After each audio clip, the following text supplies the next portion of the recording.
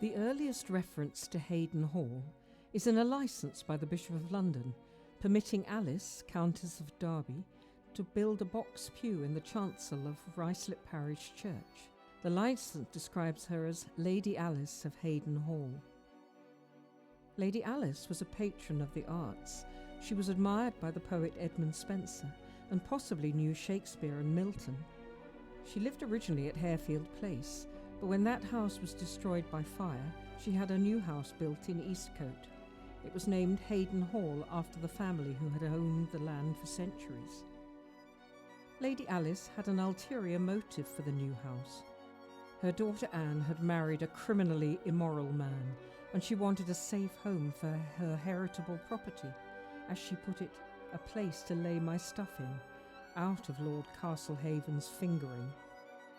In the end, Lord Castlehaven was convicted for his various misdemeanours, for which he was executed, and Alice's daughter safely inherited the new house.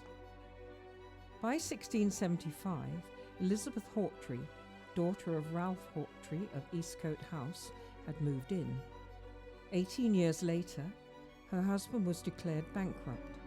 His debts were settled by Thomas Franklin of Moor Hall, who took residence in 1698. Thomas started rebuilding work on the house. At this time, much of the original Elizabethan structure was obliterated. 100 years went by before Dr. Adam Clark, a prominent Methodist, moved in with his wife and 12 children. Born in Ireland in 1760 and a close friend of John Wesley, Dr. Clark had travelled the country preaching. He had a fine intellect and learnt Latin, Arabic and Sanskrit. He established a Sunday school in the house's stables and a chapel in Joel Street in 1848.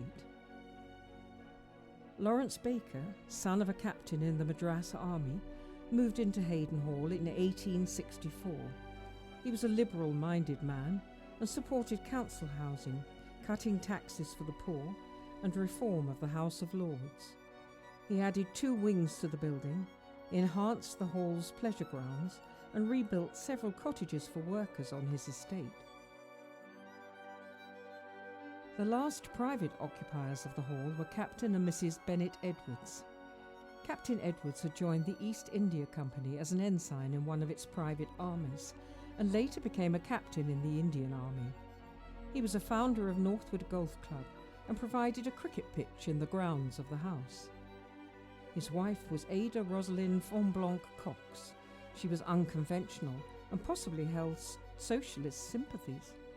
She produced several novels in the 1870s and 1880s. The couple moved into Haydon Hall in 1886 and actually purchased it in 1902. On Ada's death, the property passed to Ruislip Northwood Urban District Council.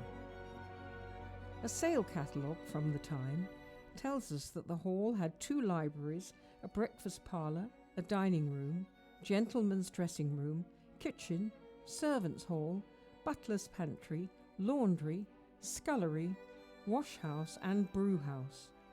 On the first floor was a drawing room, 3 bedrooms and a water closet. On the second floor were 5 bedrooms and a nursery. The property also included walled gardens and a pool well stocked with fish. Additionally, the hall had its own lock-up coach house adjoining the churchyard, and its own family and servants' pews inside the church. During the Second World War, under council ownership, the hall was used as an air raid precautions base, part of the cellar being used as a telephone control room. Even after the war, the building served a military purpose. Against the background of the Cold War, there were plans in 1951 for an incendiary bomb hut, a gas chamber and gas compound. From 1947 to 1964, the hall was occupied by council caretakers Mr. and Mrs. Tappin and their daughter Lucinda. By 1957, though, it was in some state of disrepair, with defective chimney stacks, woodworm in the roof timbers, rotten dormer windows and internal damp. Despite some local opposition, it was decided that the building should be demolished in 1968. One small part of the hall remains, Haydon Hall Lodge, opposite the Casey's Altered pub. It was built for Lawrence Baker and his wife and has a set of unique carved wooden porch figures in national costume. There's an Englishman dressed as agricultural figure John Barleycorn, a Scotsman with bagpipes, and an Irishman with shillelagh and clay pipe. The style of these figures, carved 4 centuries later, harks back to the Tudor origins of vanished Haydon Hall.